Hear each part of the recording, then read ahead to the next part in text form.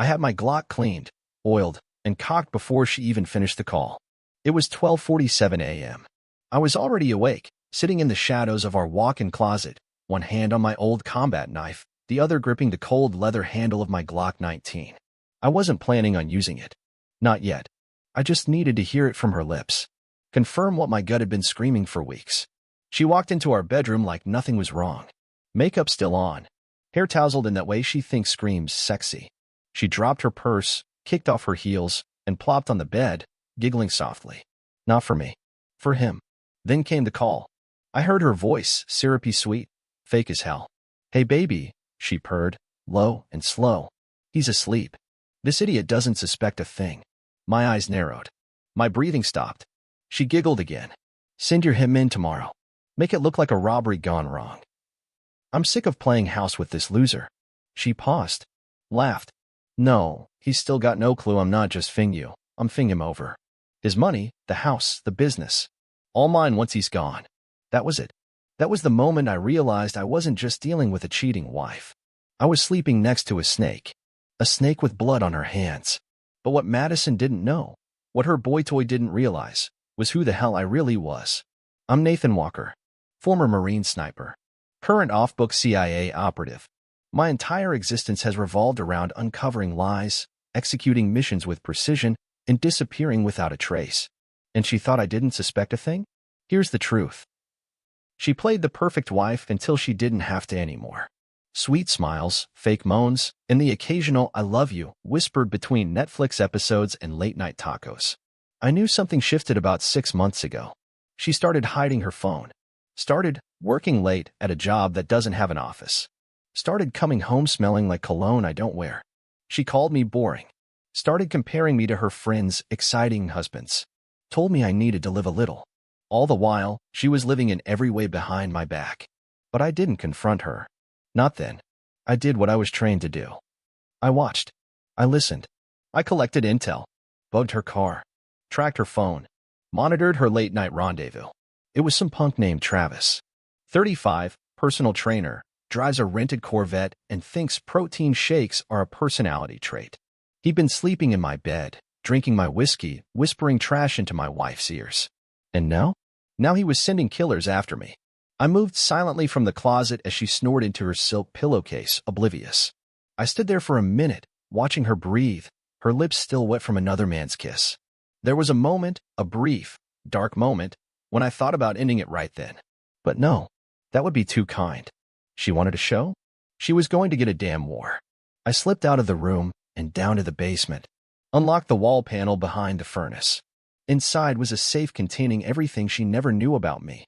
Burner phones, encrypted drives, blueprints of our home, and dossiers on every person I've ever considered a threat. I opened the laptop and activated Protocol Helix. Cameras, motion sensors, alerts wired to my private server. The entire house lit up in digital defense mode. They'd come tomorrow, just like she said. A robbery gone wrong. But what she didn't know. The wrong part wasn't me getting robbed. The wrong part was thinking I'd ever let it end that way. Tomorrow, I'd greet her assassins with the same cold efficiency I used on foreign soil. Tomorrow, I'd let her watch the consequences unfold in real time. And then, when she finally realized what I was, it would already be too late. This isn't just about betrayal. It's about payback. And tomorrow, the game begins. The next morning, she made pancakes, flipping them like she was Betty Crocker, humming a damn Taylor Swift song while pouring syrup like nothing was crawling under her designer skin. If I hadn't overheard that call last night, I'd think this was just another sunny Saturday morning in the Walker household. But I had my eyes wide open now. Morning, babe, she said, flashing that fake smile. The same one she probably gave Travis before climbing into his back seat. I stared at her, trying not to let the disgust show. Morning, Mats. She wore my favorite shirt, white, oversized, no bra underneath. Manipulative detail. She always pulled that move when she wanted to soften me up. Like some sick joke. Like my body was still stupid enough to respond even when my heart was already lighting a fuse. I thought we could go hiking today, she said, sliding the plate toward me. Clear our heads. Reconnect. We've both been tense. Tense? I nearly laughed. Yeah, nothing helps a marriage like a little cardio before calling in a hit squad. I nodded. Sounds good. Inside, I was tracking every motion. The black SUV 2 blocks down hadn't moved since 5 a.m. Guy in the front seat pretending to read a paper. The neighbor's dog barking toward the bushes, not the street. My motion sensor had pinged at 4:32 a.m. Someone had stepped into the backyard, tested the back gate, then disappeared. Amateurs. I took a bite of the pancake. Too much cinnamon. She always went heavy on it when she was nervous. So what's on your mind lately? She asked. You've been kind of distracted. That word again. Distracted. Because I wasn't falling for her lies like before? Because I didn't chase her around the house like a dog waiting for scraps of affection? I leaned back, looked her right in the eyes. I've been thinking about the future, Madison. About what happens when people show their true colors. She blinked, swallowed hard. What's that supposed to mean? You tell me.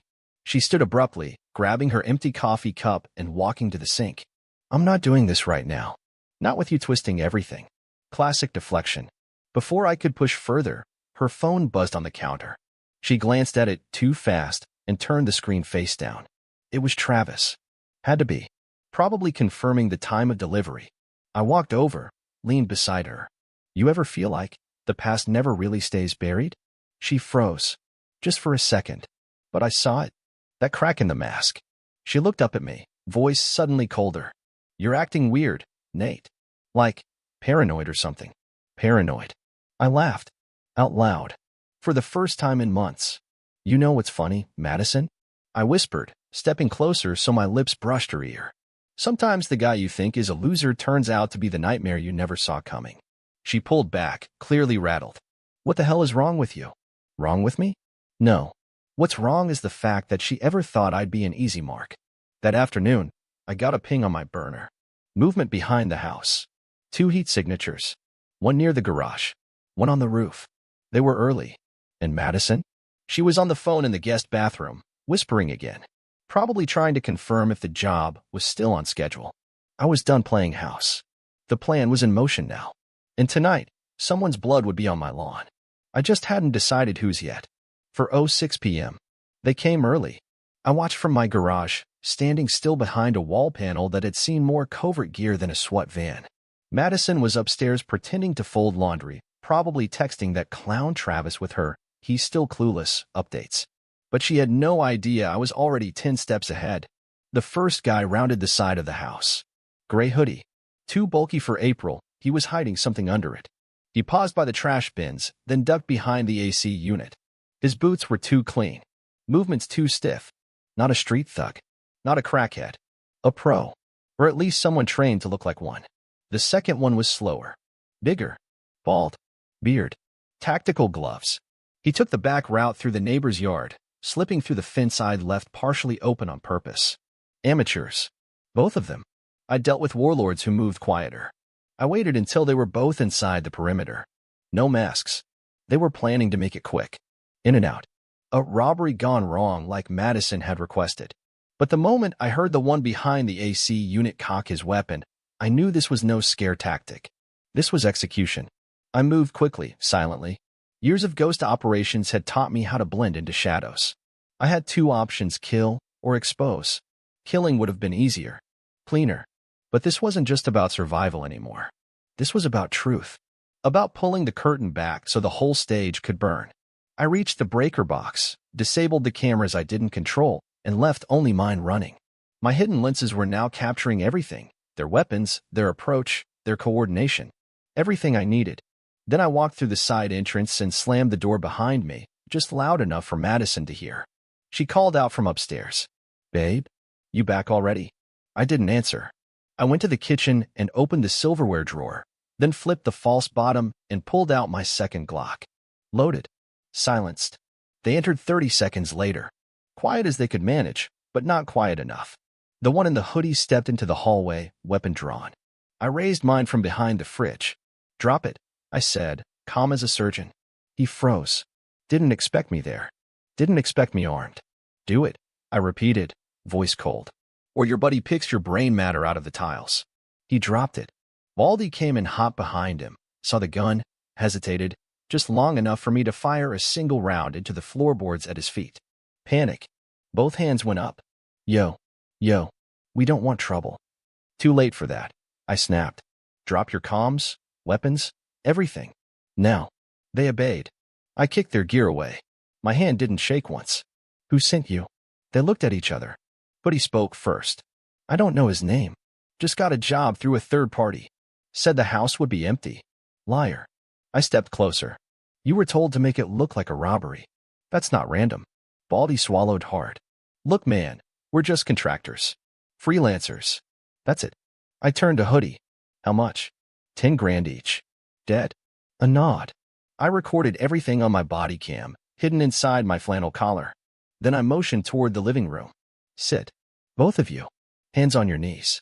I tied them fast, tight, military style. Then I called out. Madison, come downstairs. Silence. I'm not asking. A minute later, she appeared at the top of the stairs. Pale. Hands shaking. She saw them. Saw me. Saw the gun. Then her voice trembled. Nate, what the hell is going on? I smiled. Cold. Why don't you ask your boyfriend, sweetheart? You remember him, right? Travis? The guy who paid these two to put a bullet in my skull. Her mouth opened. Nothing came out. She wasn't ready for this. But she would be. I was just getting started. Madison stood frozen at the top of the stairs. Barefoot, wearing my old college hoodie, her mouth half open like she couldn't decide whether to cry or lie again. I could see the gears turning behind her wide blue eyes, already calculating which version of the truth might save her. Too late. Get down here, I said, voice sharp. Nate, baby, I don't know what's happening. Don't. I pointed toward the floor in front of the two tied-up Hitmen, both of whom were now sweating through their hoodies like pigs waiting for slaughter. I could smell the panic in the room. The kind of panic that made lesser men piss themselves. I'd seen it in war zones, in torture rooms, in CIA black sites. And now? Now it was right here in my living room. She came down slowly, gripping the handrail like it might save her from drowning. Nate, I swear to God, I don't know who these men are, she stammered. Why are you pointing a gun at them? What is going on? I tilted my head. Still playing innocent? Even now? I played back the voice recording on my burner. Her voice filled the room, word for word. Baby, this idiot doesn't suspect a thing. Send your him in tomorrow. Make it look like a robbery gone wrong. Her face collapsed. That carefully constructed mask she wore every day? It shattered in real time. And under it? Not fear. Not guilt. But rage. You bugged me. She spat. You hired men to kill me, Madison. She folded her arms. So what? You were a boring, paranoid control freak. I wanted out. Then divorce me. She laughed. Cold and sharp. Please. You think I was going to walk away with nothing? No house? No business? No money? After 10 years playing step-forward wife to Mr. Dead-Eyed Soldier? That cut. Deeper than the knife hidden behind my back. You're insane, I muttered. She shrugged. No. Nate. I'm just smarter than you. Or at least I thought I was. Until I heard the call.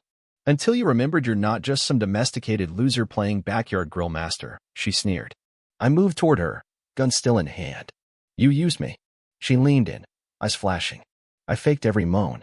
Every, I love you. Every damn anniversary. You were just a stepping stone. Behind her words, I saw the years unravel. The vacations. The laughs. The holidays. The nights I held her while she cried over stress. All fake. All part of her game. My stomach churned. The two Hitmen sat in silence, watching the meltdown unfold. Hoodie whispered, Damn, man, she's ice cold. You have no idea, I muttered.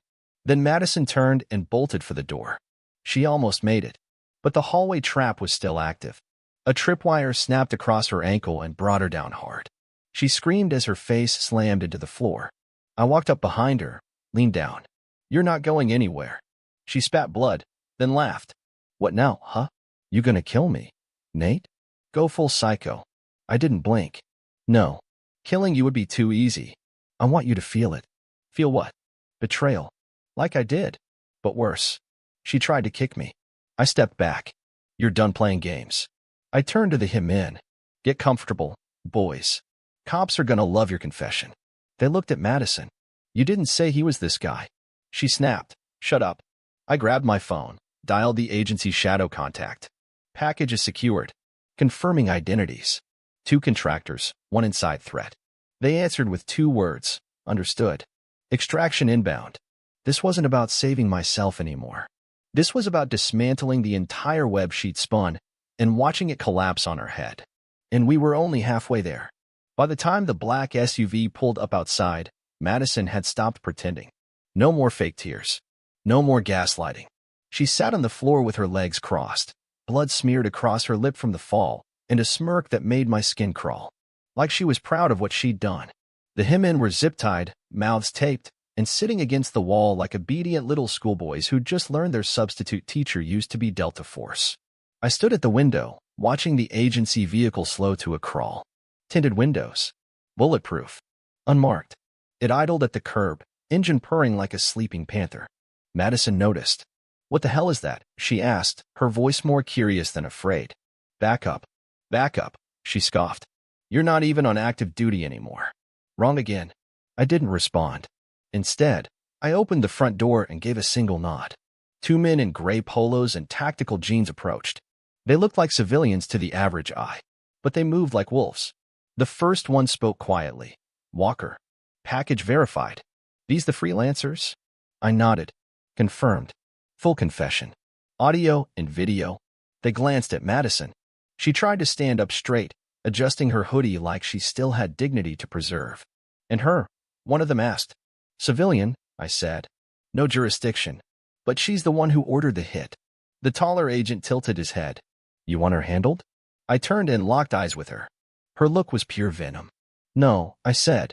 "She doesn't get an easy out." "Not yet." The agents hauled the two hired guns out of the house. I followed them to the door, handing over a flash drive with the surveillance footage and audio. "Good work, Walker," the second agent said. "Agency will want a full debrief later." As they drove away with the Hitmen in custody, I walked back inside. The house felt too quiet. Like a storm had passed, but the air was still crackling with leftover lightning. Madison stood in the middle of the living room now, arms folded, face cold. "So what now?" she asked. "You gonna keep me here like some hostage?" "No," I said, calmly. "You're free to go." She blinked. "Wait, what?" "You heard me." I tossed her a small envelope. Inside were divorce papers, signed and stamped. "You wanted out, remember?" She stared at the envelope like it was poison. "You're letting me go?" "Not before I ruin your life." That got her attention. "Excuse me. I've already transferred the house into a shell company under my name. Froze the joint accounts. Seized your luxury car. Oh, and by Monday, your little boyfriend's gym will be shut down for tax fraud. I pulled every financial record. You're both toast." She was shaking now. Not from fear. From rage.